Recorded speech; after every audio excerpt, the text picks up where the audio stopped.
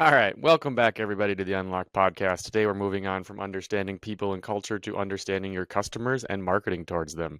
I'm actually looking forward to this episode more than normal, as much as it pains me to say I'm continually impressed with Chad and Lars's ideas around marketing, and I'm very interested to learn from them. Chad, what do we have today? Wow. Was that complete improv? No. Oh, okay. Because I want to just take a minute here and acknowledge how much Tony enjoys us. That was your great. ideas around Somebody marketing. make Your ideas around marketing, absolutely those. But you, I not think so it much. could be Chad, edited down Chad, to just say Chad, yes. all of your great ideas. That is absolutely the snip of this whole podcast. All I heard there was we're going to talk about something and that I'm great. Naturally. For those who listened to our last episode, that is your high autonomy in speaking. That's good. I can already tell this is going to be a gem of an episode. Tony's internet is crap, and we're going to talk about some marketing. I mean, everything is on brand. Chad, you're kind of the guru here. I wouldn't consider myself the guru. I do want to take a quick break and think back for our audience that's joining with us. One, we are now approaching, I think, episode 11. We've had two really long episodes that we've broken into part A and part B.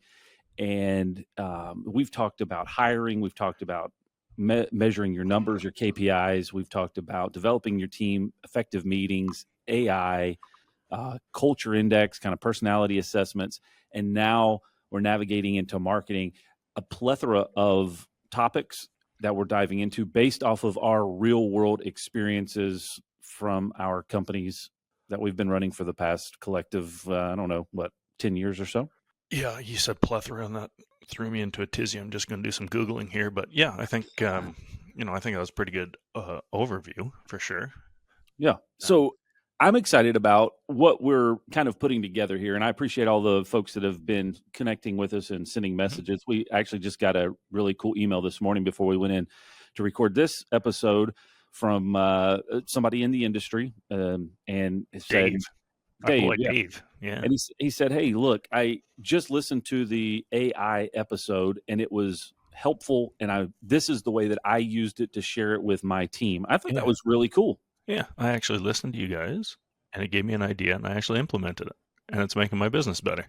Yeah. You specifically mentioned me, I think, but that's how I read it. But we should probably send him a coffee cup.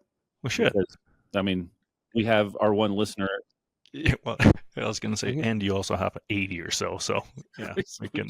Anyone wants a coffee cup? Shipping somehow free. Got some value out of it. Guy to send it. Great color cup you got there, Tony. By the way, that's very on brand with Lockdown. No, definitely didn't.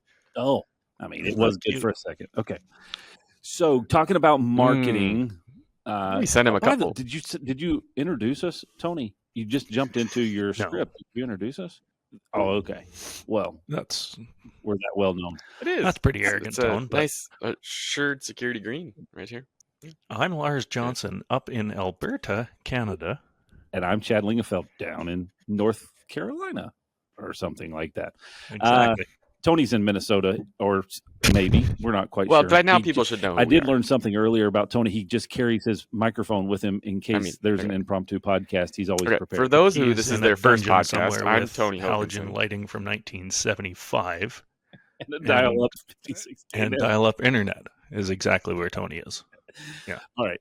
Marketing your business. So let's dive into your identity. And I got a little frustrated when Tony brought this topic up because marketing is so broad and we use this as a term and I think everybody defines it a little bit differently and then executes on it a little differently. So Tony, can you help us out real quick? I'm going to give you a minute to process this. Can you help us out with a definition or a terminology that we need to base what we're going to be talking about today when it comes to the term of marketing? What specifically are you looking for, or what specifically do you think we should dive into? In my mind, marketing is about a couple of things. One, building your brand. So how do you get your name out there? And then two, how do you reach more customers? That's something that all of us are trying to do with growing and scaling our business. So how do you, make your brand more, they kind of relate to each other, but how do you make your brand more prevalent? And then how do you go about getting that brand in front of more people? So Lars, what have you done? Well, First of all, I hate marketing. I hate the term. So it's great that we're going to talk about this for a little bit. Why do you hate marketing? But, there's because it's a generic term that everything's marketing or advertising or something crap. The way I look at it, and I would agree, Tone, it's about, connecting with your customers for sure. But there's also an element I think that's overlooked, and I'm going to be focusing on that for this episode specifically, is talking about your community. Okay, so that does include, the typical definition of community. That means the people around you. I'm talking internally as well. I think marketing and branding, certainly in our industry, has to be inward facing as well, meaning your team, your staff, your people. People normally will hear marketing and advertising and they think, okay, we're trying to sell something to someone and they will give us money for it. That doesn't work in our organization. Whereas I spend probably 95% of my marketing efforts internally facing with our own team, messaging, building the brand, and telling the story, which I think telling the story is the most important part of today's kind of marketing. And maybe that's, Chad, where you can jump in, because I know you guys, Lock Doc, beard and coffee, that's the story, but maybe there's a bit more to it.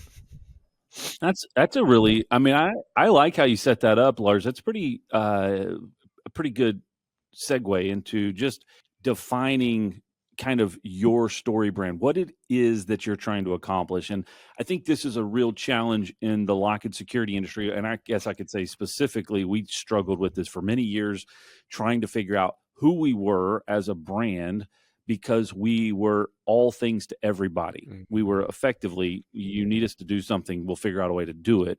And that's a hard thing to market. That's a hard thing to communicate. So, it brings me back 6 or 7 years ago. I don't remember. A friend of mine gave me a book from Donald Miller called Building Your Story Brand. And it was the most frustrating book around marketing that I had read, because it took everything that I think we naturally are trying to do from a marketing standpoint, flipped a Uno reverse on it and smashed it in your face. And so it took me a while to process it. And then it took me even longer to convince other people in our organization that this is the way that we need to operate. The premise around it is that you are not the hero. There you go. Building a Story Brand. It's a great book by Donald Miller. And he actually just came out with the second version, or a revisited version of it. It really basically says you're not the hero of the story. Your customer is the hero and you're the guide. So it follows the basic story premise around, there's a hero, a villain, a guide. There's a journey that you're trying to get onto, and if you have two decisions to make, you make a good decision and you win. You make a bad decision and failure is imminent. And you, as a provider, are trying to play the guide role and help the customer make the positive, right decision that's going to end in making them look great as the hero. That's a short summary of the book. There's lots of elements around it. So in order for that to be true, then you have to start to change your mindset on telling your own story and your own identity, because it's easy for us. I mean, you may have just picked up on that from the first few minutes of this podcast. We all like to beat our own chest and say that we're the greatest. And then when we do that, speak for yourselves. I'm humble pie over here. When we do that, oftentimes we lose focus on who actually is getting that impact, which in our world is the customer. And so we're great at telling people about all the wonderful things that we do. We can fix this and install this and sell this widget and that widget. But at the end of the day, what is the customer's problem that we're trying to help them solve and make the right decision for? Yeah, it's a completely customer-centric view. I'm getting old, so I keep going back to the same story. It's Robin Hood, Little John, right? We're Little John. We're not Robin Hood. We're not the main character in the story. There's a villain. It's clearly Tony's the villain in this podcast. Who's Little John? Oh, no. Okay, let's not get caught up in this. But maybe Google it, you millennial. But okay, Robin Hood has a sidekick, and the sidekick is the one that kind of helps them along the path, right? The story is about Robin Hood. The way to look at this, and what always cracks me up, is after reading this, you realize how, I think what Chad alluded to here, is everything you're doing has been wrong. All of our pitch decks, all of our websites, everything is about, hey, look at all the cool stuff we can do, rather than telling the story about, hey, are these your problems? Tell us about your problems. This is what we know. And that's, the angle we take as a company, and that's kind of the internal, or the identity we have. Our story is, we're the consultants. We're not here to, or we're the industry experts. I hate the word consultant, but we're the people here to help you make decisions, as opposed to, this is all about, we know everything, and we're the people that are going to fix your lives. Instead, we're just that person off to the side that's going to tell you, okay, I do this, and this is why, and this is the background, right? We're the picture on the front, it's, the Jerry Maguire reference, that guy that's standing in the background, you can only see his shoulder. That's us. We're not the main character. We're just that, we're that background image. Well, I think the guide also plays this role in any type of a story that you would be telling, of someone that has been experienced down that same journey and has seen the pros and cons of both sides, right? Seen the balanced output of both sides. And so you can bring that opinion of saying, based off of experience here. But I think from where we come from, and when you start to think about creating your story brand or your identity, we wanted to find a way to position our company to say, we don't actually provide the security. We are not actually the security provider. We are helping you protect your valuables, right? So that's how we people in your property. That's how we arrived at our statement, is because we really, the exhaustive conversations that we had to get to that point, because every time we would walk through it, it was like, well, we're the hero. Like, we're going to solve this problem. And then, no, we actually don't. We just provide all the resources for you to be able to do it. And we can provide the experience because we've done this before, but we don't actually solve that problem. So that's really where the marketing thing shifted for us. We can talk about branding, and we can talk about, creating a thematic logo structure and all those types of things. But really, first, what are we trying to solve? And if we can get to that, then we can start to build all of the other components around that to create your entire identity. But you got to know what you're trying to solve first. What have you guys done as like a practical thing in your business to, Chad, you mentioned, your I don't know if that's your mission statement, but helping you protect your people and your property. What are some other tangible things that you guys have worked on to implement this story brand idea into your business? I mean, when we started down the path of, we help you protect your people and your property, that was probably 6 to 9 months of us working through that and really understanding, because we had a lot of really bad kind of missions that we threw on the floor and threw out over time. But here's what it came down to, is once we established that, and we said, okay, we really believe this is who we are. We have our core values and all these other things that really help to our internal identity. But then that became our mission statement, effectively, our mantra day in and day out is, what are we doing to help protect our customers, protect their people and their property? And so that's how we start. We were just asking that question regularly. Hey, what did you do today to help our customers protect their people and their property? And we started to understand it and massage it a little bit more and really get the results of it. Yeah. And again, I'm going to take this spin, internally, and that's, the external brand and helping people protect their people and their property. Now that I'm laughing at marketing and saying it's a bunch of hooey, I just recited Chad's company's mission statement. So obviously it does work, because I remember it, and I don't really like to admit that. But more importantly, inward facing for us. So the direction that I've taken on it is, there's a couple things that are really important in life, right? And providing value and being part of something, creating a greater, contribution to the world, your community, whatever it is that floats your boat. So, when we talk about internally our story, we talk about providing the feeling of safety. And it's, just an adage to that, the old saying that, people, they'll forget the price, they'll forget what you actually did, but they'll never forget the way that you made them feel, right? So internally, we are talking about, what we actually do is, we sell doorknobs and, we fix doors, and that stuff is what we do. But what our purpose is we're providing people with the feeling of safety, which is like a rallying cry internally to bring, some purpose and sense to what we actually do every single day. So it's the same idea as protecting your people and your property, but we've just spun it that's more for us.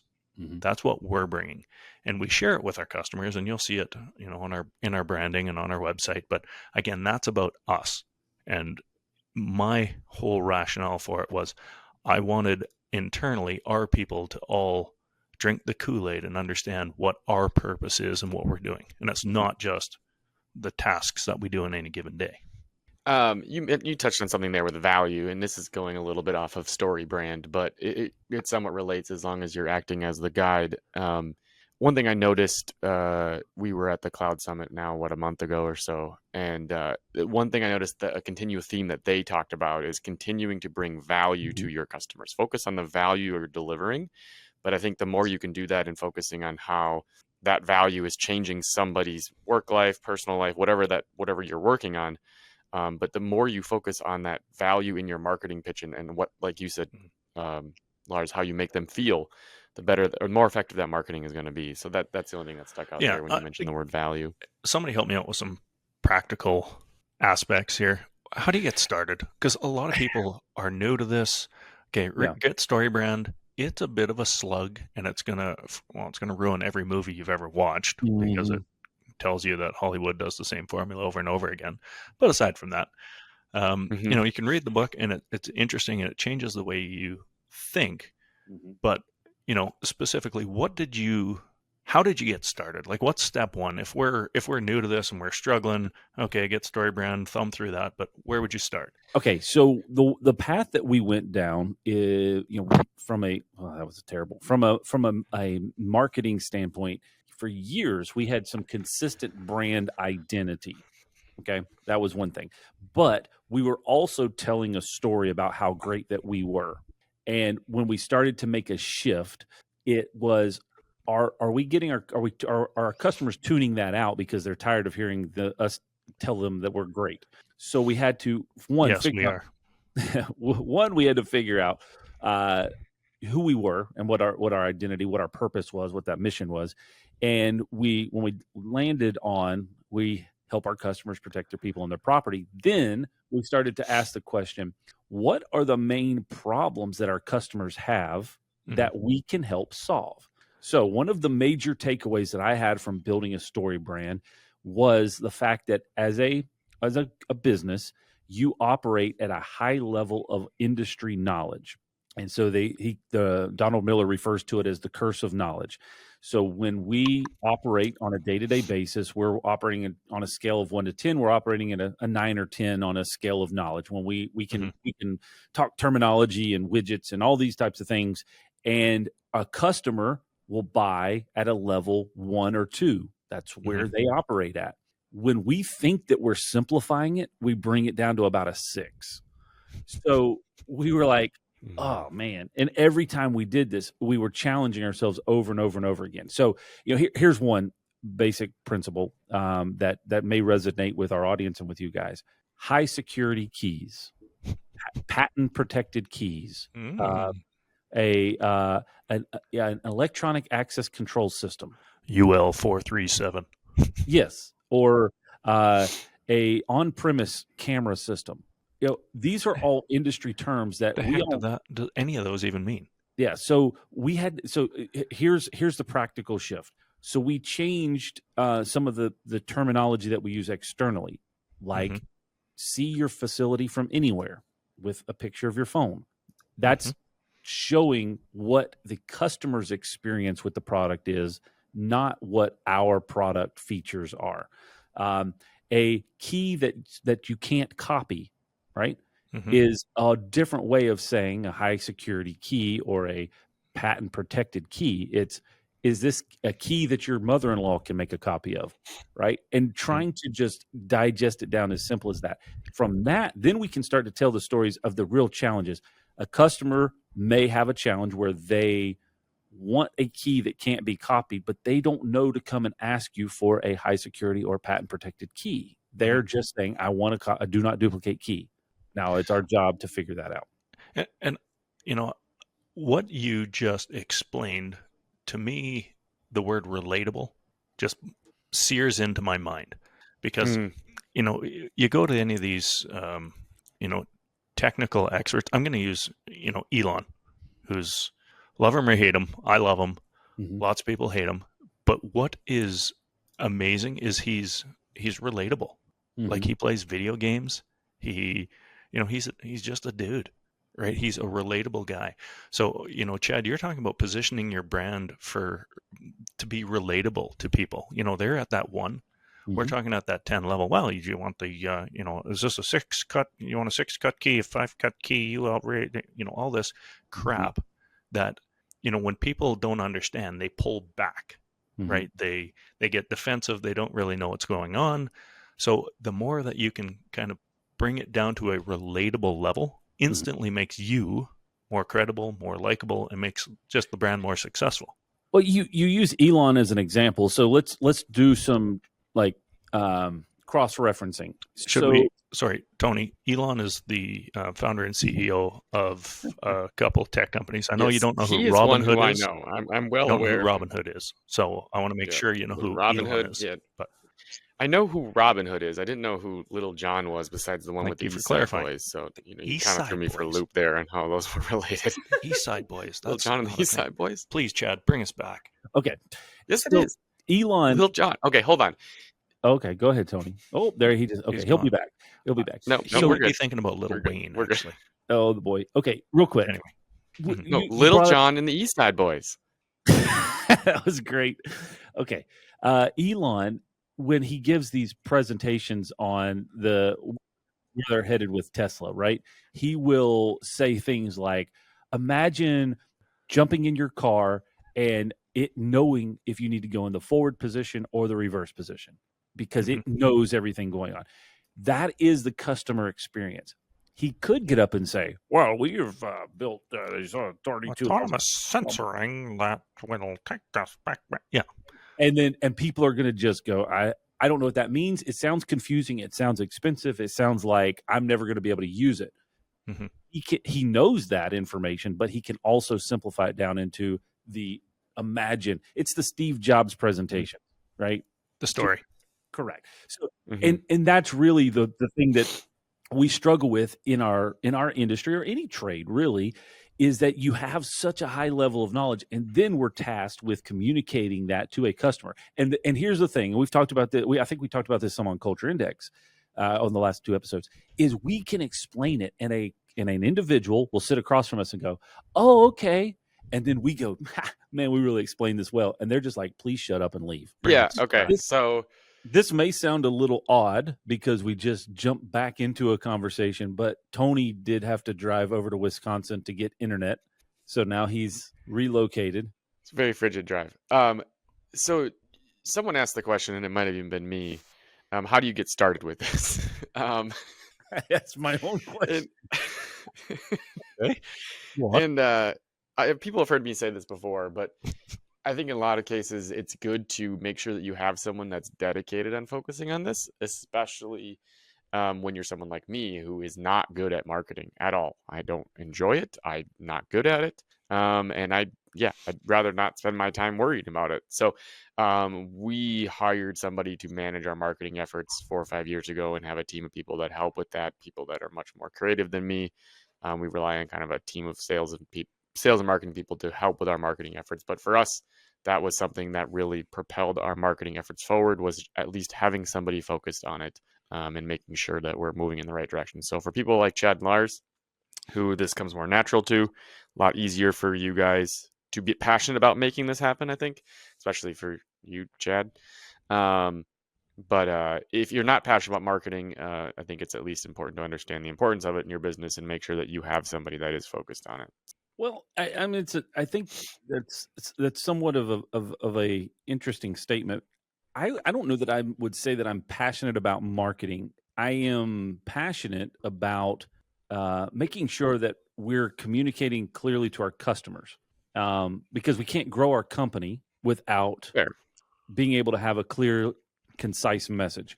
And so everything that I've ever, I've been tagged to a lot of marketing passion over the years, but really it comes down to how can we be better at communicating what we're trying to accomplish? That's really what Yeah, I it comes. guess what I was trying to say there is naturally you're a bit more of a creative individual, and Lars. So like I feel like marketing to me is more of a creative endeavor. Sure. So if you like, You're talking about the aesthetics, like the visualization, the no, I logos, think the anything. I branding. mean, aesthetics and the written language is about creativity. How you're going to appeal to your customers. I mean, you have to. That's a certain talent. And I guess I'm just saying that you want to make sure that the person that is helping you with that has that creativity in Is more in them. their skill set. That's Yes, or, yeah, that's fair. or as a student of it. And that's, I mean, I yes, think yeah, that may be what you're saying is I'm a student of marketing. I'm a student of messaging. sure, Lars yeah. may be a student of marketing and messaging. You don't want to be a student of marketing and messaging. No, Okay. not particularly. Anyways, that's Did what you, I got. did you have another question that you wanted to ask yourself? I do not. I do have a question for you guys. So we started this podcast by talking about like what is marketing. Um, Again, to me, it's getting leads. So we've talked a little bit about StoryBrand and branding. And to me, the purpose of that is to drive business and, like you said, grow business, get leads. Again, get leads. I keep saying that. So my question is, what do you guys do? Ultimately, we're all trying to grow our businesses. What do you guys do to? How do you utilize your marketing efforts to get leads? Yeah, I mean, I fundamentally disagree with almost everything you said over the last couple of minutes, but I think that's almost expected at this point. And I think I mentioned earlier that I hate marketing. However, I'll humor you on this one, Tone. So kind of you.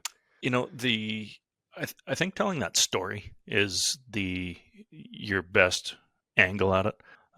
You know, if you're new to business, you know, you have 2 or 3 people, you might be doing tens of thousands or maybe a couple $100,000 in revenue.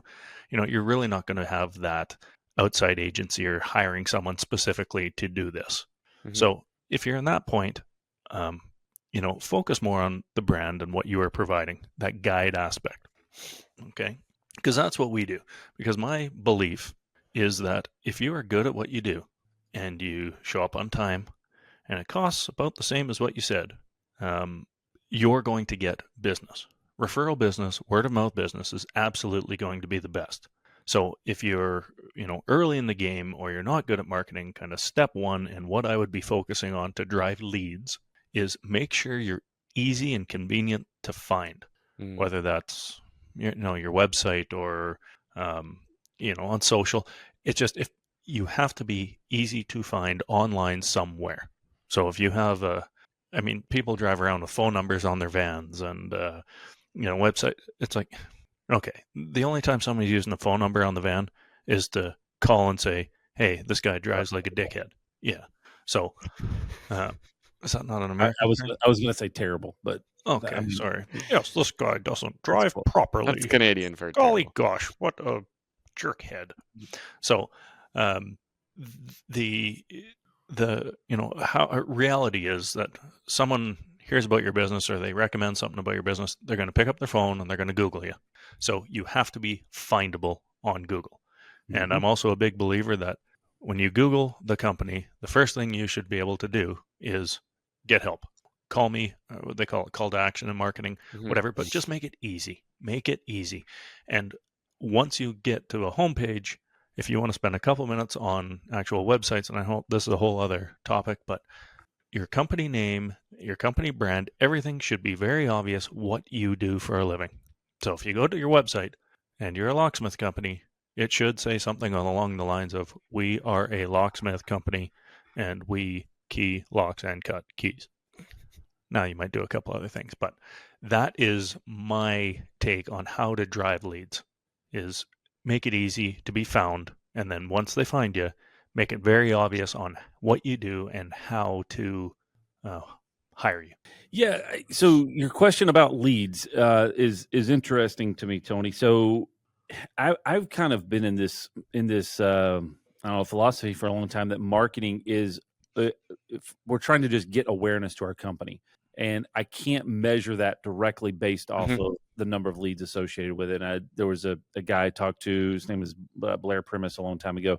He said that this was a local healthcare provider, and they used to survey their customers all the time to figure out where they saw an ad for them. And he said the biggest one that he remembers was they did this whole survey with their customers and said, which of these following publications did you see our ad in? And, all of the results came back, and he's like, we don't actually publish. We don't have any ads in any of the publications that they selected. So his whole philosophy on it was, you can't really determine your success of marketing based off of the number of leads. You have to look at it from a different perspective. Maybe, growth, location demand, search recognition, things like that, right? You've got to find other validators besides just leads, because leads will come from all sorts of different locations. As a matter of fact, because we have positioned ourselves in a certain way with just relationships. So you can say that's a form of marketing, but from relationships. I had a phone call with someone yesterday, completely unrelated, and they told me that they were going to be referring us to a friend of theirs for a potential project. Now, there is no way that you would be able to tie that back to any type of marketing that we've done. That's not going to show up on any of our KPIs. It is going to show up as a form of revenue. So your marketing is working, and your leads are working based off of a culmination of things. And it's hard to point it back to one particular activity. So if you're going to try to look at one particular thing, you're not going to be able to point that back. To Lars' point, you have to make yourself easily found and easy for people to take action. A challenge that we've had in our business for many years, and we continually work on trying to navigate it, is making the hoops to jump through so complicated for somebody to do work with us that we may just be losing people, but we don't even know it because we've made it so complicated. You got to fill out this form, and you got to put these 17 things in here. And in order to call us, you have to know this and that and the other. Well, no. What's your problem that you have? And here's how we can help you. So the more, going back to that kind of StoryBrand concept, is getting more so in tune with customers' pain points, customer problems in their terms. Because at the end of the day, a customer wants their door to work. They want their key to work. They want their lock to work. They want their camera system to work. They don't care about all the details around it. They just know it's not working. And who do I call to get it fixed?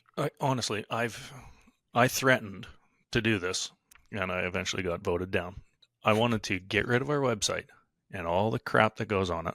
I want it to be a white homepage that says, we fix doors and locks. Call us, email us, text us. That's it. Yep. That's what we do. Is it a door? Yes, we'll fix it. Is it a lock? Yes, we'll fix it. It's simple. It just get to the point, make it simple. Now, there's reasons you can't do that. SEO related is what I'm referring to, but you got to be findable, right? Convenient. But let's go back into this too. So if you start to dig into, let's just be specific in the locksmith industry, the security industry, doors, whatever.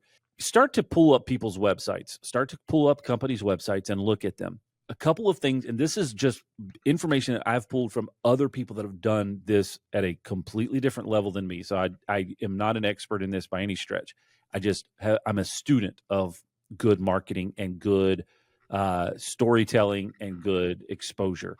As an industry, we oftentimes try to make ourselves look larger than what we are by turning things into an ambiguous form. So let me give you an example. John's Locksmith Company, whatever. Maybe it's, let's pick a name of a city, San Francisco locksmith company, and you go on there, you cannot tell if this is a company of one or a company of 100. Mm-hmm. Everything is whitewashed. We service 42 cities across California, Northern California, blah, blah, blah. And you don't really know who you're dealing with. Mm-hmm. So if you look at, a lot of the service brands that are doing it really well, they've humanized who they are. We're people servicing people. Relatable. Getting stuff done.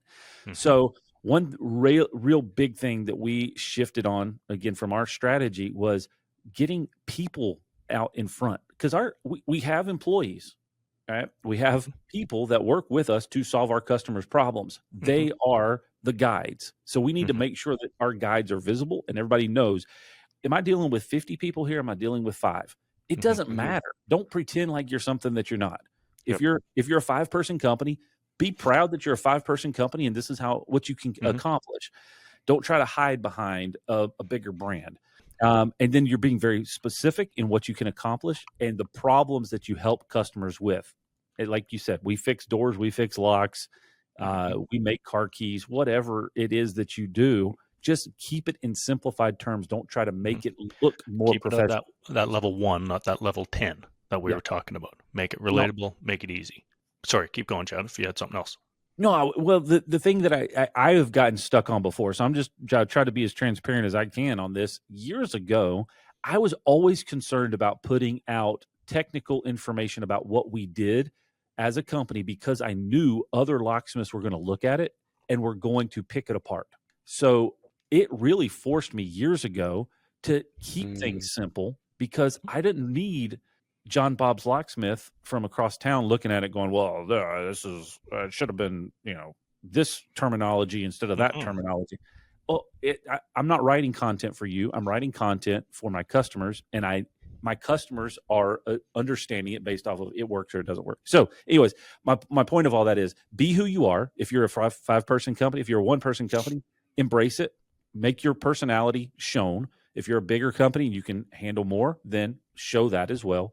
Humanize it, and then normalize it to whoever it is that your audience is.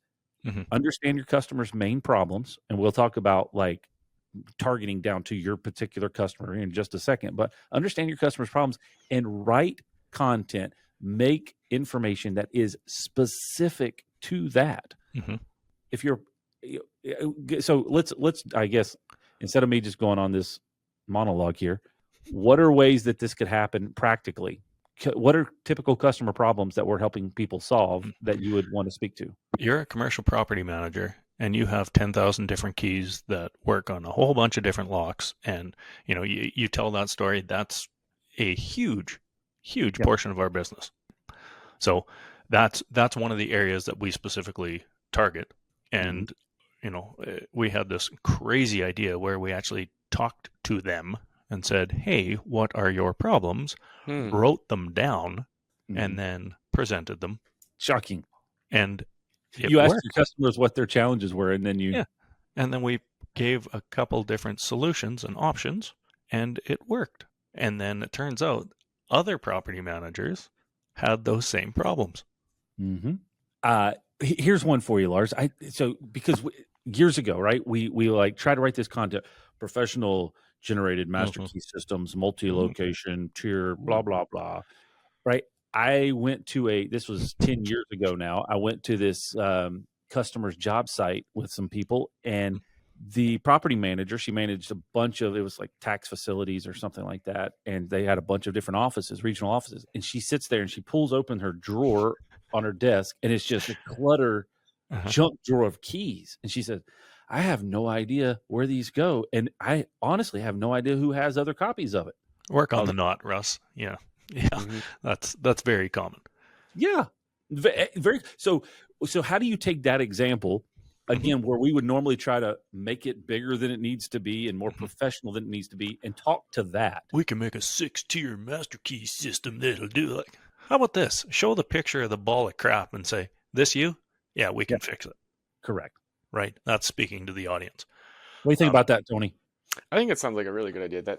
Lars, you kind of joked about it, but it's actually really tangible advice. that like go ask your customers. Like that should be obvious, but it's not. And maybe, maybe Chad, we might be talking at 10 right now rather than 1. That's good point, Tone. Maybe we should have started with that and pointed out that, what the best way to develop a marketing and develop a business? Yeah. Go to your customers and say, hey, what problems do you have? I was thinking about this. We do lunch and learns a decent amount with customers, and I'm wondering if that should, maybe it is. I don't know what our lunch and learn deck looks like because I'm not involved in them, but that should absolutely be one of the major questions that is asked up front is, what are your guys' main challenges?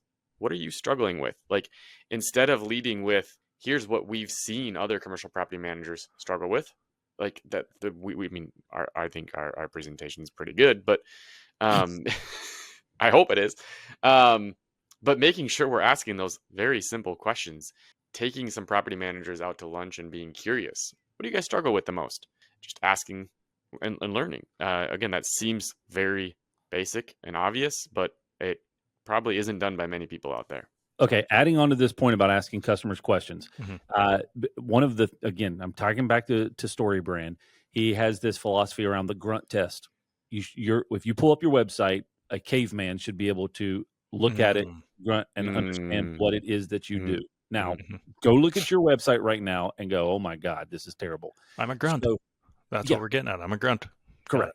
So we were redesigning our website a couple of years ago, and Aaron and I, we were going back and forth. Man, we had developed an amazing website. It was by far the best website that was on the planet, right?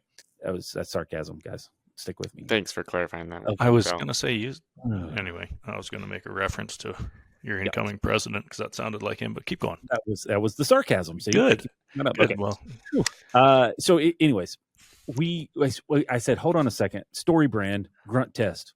And I've done this before with people, just sitting at a coffee shop and I'm working on something, and I'll just go find some random person and ask them, hey, can you tell me what this, like, can you read this or look at this and tell me what you take from it? And then it's always completely different than what I'm trying to get the point across. So then I'm like, oh, you got to get that fixed. Anyway, we took an iPad to a food hall here in Charlotte. Right. So a place where there's a lot of random people sitting around eating. What does this company do? And we opened up we had the iPad with our brand new fancy website. And we said, well, you look at this and tell us what this company does and what the website is wanting you to do. And my gosh, guys, it was incredibly humbling and painful because it was terrible. But it was the best experience for exactly what you're talking about. You just ask the question. Tell me what this website is asking you to do, and if it's clear what this company does. And then one of the big questions we asked is, after we took the iPad back, we said, "Can you tell us the name of the company?" No idea, no clue, and it doesn't matter because it does. The logo was too small, and it wasn't apparent. Right. I was just going to point out that the name of the company doesn't matter to the customer. It does to us because that's a piece of our identity and our brand. Yeah. And we said, one of the things that the guys pulled up, we had a very detailed, blog description. And he was like, do you want me to read this? Because there's way too many words here. And I was like, I agree. I don't know what it says either. But anyway, it was a humbling exercise, but it was very valuable because it forced us to come back and redo the entire thing. Very practical. That doesn't take much. It's literally go to a Starbucks, show them the website. Hey, what do we do? And that's why, man, I'm getting this urge again. I'm going to fix our website. We fix doors and locks, period.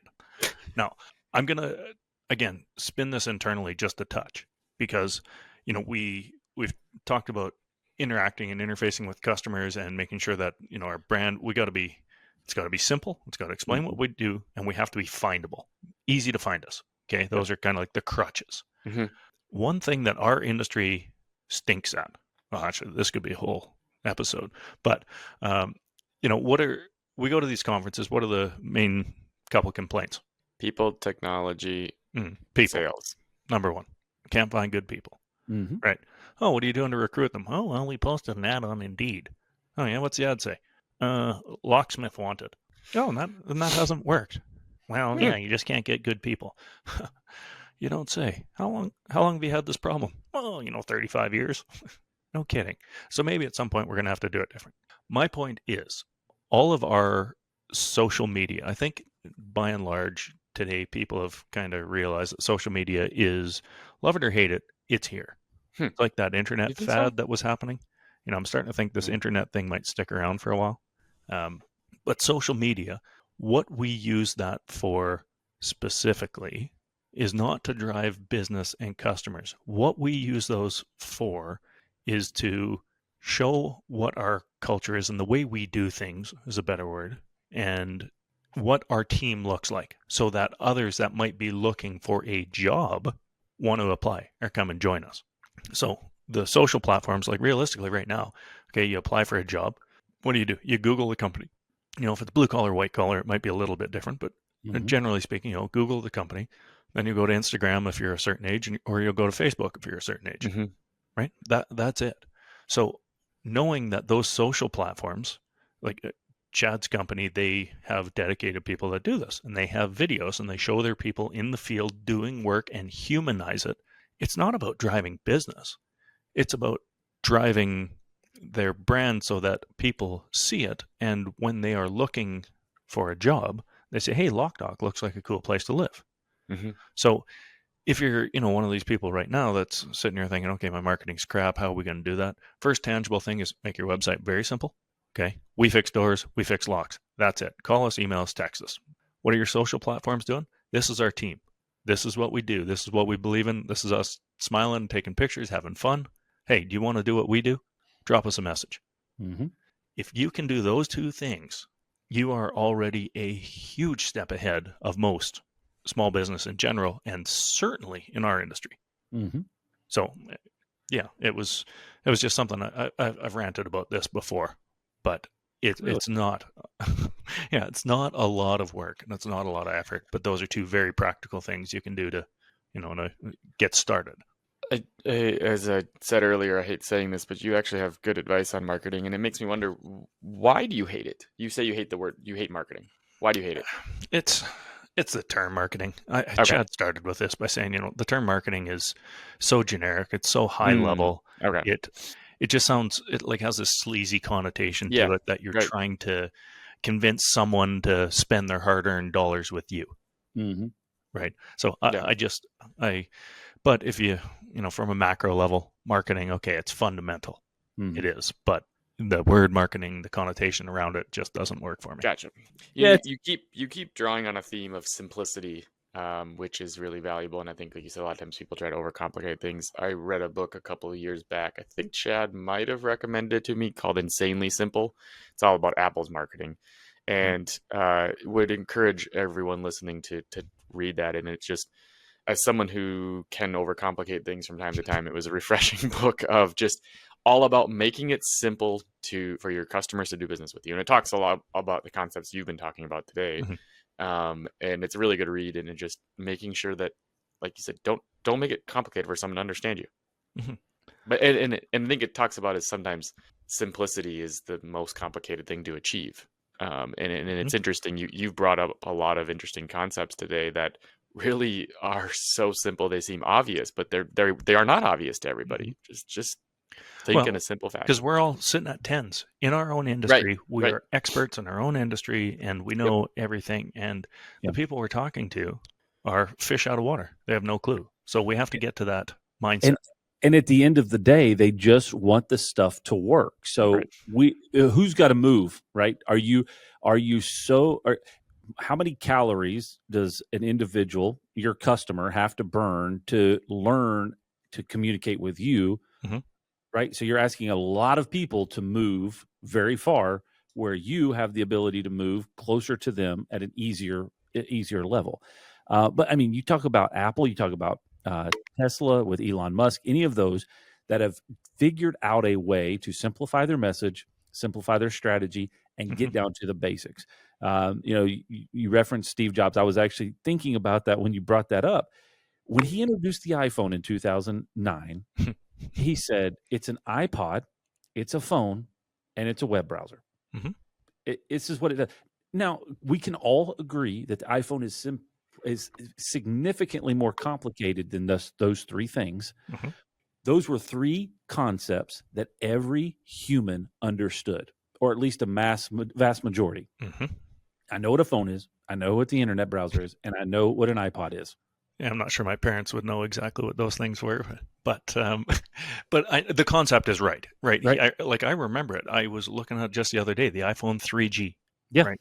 And he came out, and there was a picture of it on the screen, Mm-hmm. and he said, "It's a phone. Mm-hmm. It's a messaging device, and it searches the internet. And and it has a camera." Right. Yeah, Camera. I've done so much research again because I'm a student of it. He was so focused on taking a message, simplifying, cut out the fat, get it down to just the simple 15 words that need to be said in order to explain it. And that's where we struggle as an industry, because we live in that level of knowledge. But it's a lot of trades industries. It's not picking on our lock and security industry, but because we have so much knowledge that we struggle to dissect it down to the simplicity. When we move to this kind of topic of how do we connect with our customers, that's really what the heart of it is understand what they're looking for and talk to them at that level. Mm-hmm. Yeah. And, I think we've got some good takeaways here, to wrap up. The concept, we talk about simplicity, the concept in our industry, and I'm being pretty specific to what we do for a living. We do 2 things. We fix a door that's crooked, or we fix a lock that's not working. That's it. And you want to get into cameras and access, but generally speaking, that is what's wrong. And if we can keep it that simple when we're communicating, it makes us so relatable and easy to do business with. So that's my main takeaway from today is simplify. That's it. Absolutely. Make it simple, be easy to find, and easy to get in contact with, and you'll be fine. Yeah, the only thing I'll add on to that is make sure you're understanding people's problems. Don't be afraid to ask their questions. I get to know your customers. We didn't really talk about target marketing too much, but that's one of the benefits of having a target market is you can really dive deep and understand their problem. Like Chad, you mentioned earlier, if you're too broad, that overcomplicates things. Simplify it, understand what people are looking for. That's something that I got actually a pretty good list of notes here to go back and try to re-energize our marketing a bit. So I would suggest this for a future episode, and it may not be the next one, but to break down the concept around specific target market and the courage to say no. That's a really good one. I think we should do that one next. I think it's a good natural transition. You want to go back-to-back marketing, Tone? The guy that dislikes marketing.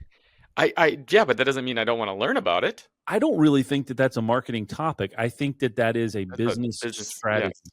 Understanding where I want to take my business and the courage to say no in the areas that I shouldn't take it, because I think it's a something that we struggle with. When you're looking to just trying to grow, you want to do anything and everything. But is that the smart way to grow? Maybe we can do that and reference the RMR Santa Claus right around the Christmas time. The machine. Chad, give me something. Give me a takeaway here. Bring us home. Give me some inspiration. I think the major reminder that I have is ask the questions to the customers, and don't be afraid to, the term we use around here, put your information out there and ask the real question where somebody might call your baby ugly. We all have bias that what we've put together is good. Right. And so when we take it to somebody else, oftentimes we're not asking the questions and putting ourselves out there so that people can give us negative advice. So maybe you're not the one to go ask. Maybe you have somebody that go ask the questions so that they are less biased on their opinion. But don't be afraid. If you really want to get better at marketing, if you really want to get better at getting your message out there, get it in front of the people that are going to be making that decision. See what they say about it. See if it's natural for them to make those decisions, those call to actions. That's a good challenge, especially, anyone that's listening can very easily go to a Starbucks, which you probably do every day, or go to your coffee shop and just simply show a random stranger, like, hey, what do you think this company does? And then at the end, what's the name of the company? What's the name of the company, and how do you get in contact with them? Yeah, that's cool. Tone, you got anything to add on here? or are you just going to send us to the next episode? Are we taking Chad's advice here? We want to move into the business strategy next. I want to go into that. What would you call that? Business strategy? It's not really strategy. It's like product strategy, go-to-market strategy. I don't know what we want to call that one, but simplify. That's what you're here for. Yeah, we'll work on that. Chad, where do we find? How do people find us? We got to talk about being easy. How do you do that? One, it's unlockedpodcast.com. All the information about us is on there. There's blog posts about the different episodes, links to where you can watch and see. Obviously, if you're watching this or listening to it, then you probably already have figured that out. But when do they drop?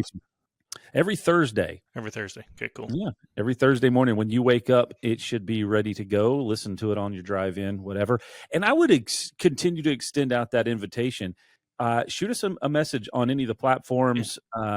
If you know us personally and you have our contact information, reach out. Help us to make sure that we're continuing to provide content that is valuable. Are we asking our customers what their problems are? Exactly. Oh, that's actually God, good. Chad. This guy's good, folks. Yeah. No, he's really following through with what he's. If there's anything, he's not just all beard, this guy. If there's anything that, you're working on in the business or anything you got questions about that you want 3 opinions that you pay nothing for, I will have. Sure. I'll sit here and make up anything for you. But because we're focused on doing this once a week, and part of this is, I think about it a lot. The original kind of intent and concept around the Unlocked podcast was we have conversation all the time, very loosely, but getting it more formalized and putting our thoughts together is one, it's going to make our businesses stronger, and everybody that's listening or watching is going to get value of that as well. So by all means, challenges, struggles, things that you think we should be talking about, and if we don't know the answers to it, it doesn't really stop us. We'll go figure it out and give our opinions on it. Right on. So I think keep it simple, make it easy to find, and we'll ask your customers questions. Find good internet. That's my find takeaway. good internet. Hey, we did better at that last half of this podcast. I think we were fine. But this is true. This is absolutely true. We'll see you in a week, folks. Yeah. See you next time.